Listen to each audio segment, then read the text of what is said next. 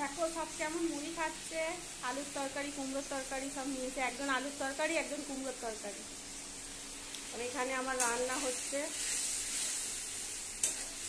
নোটে শাকের চচ্চড়ি হবে, সবজি কাটা আছে, এই যে নোটে শাক, পান্তা ভাত আছে, মাছের ডিম, মাছের ডিমের বড়া,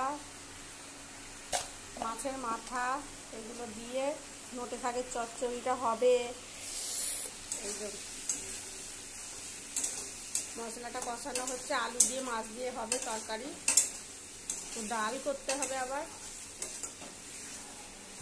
ভাত হয়ে গেছে।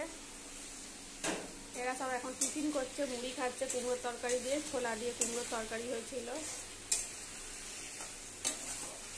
আবার রাত্রিবেলা বিরিয়ানি হবে, দেখাবো তোমাদের।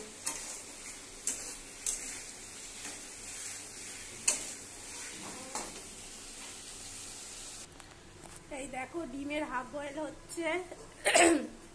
এই যে মাছগুলো ছেড়ে দিচ্ছি একটা একটা করে।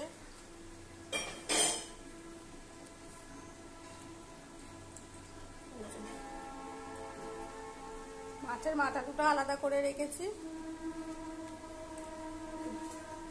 ডিমগুলো দিয়ে দেবো এতে।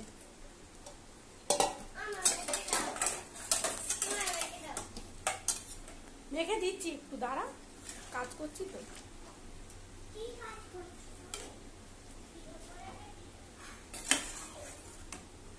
এটা এখন হোক, এই ঢাকা দিয়ে দেবো।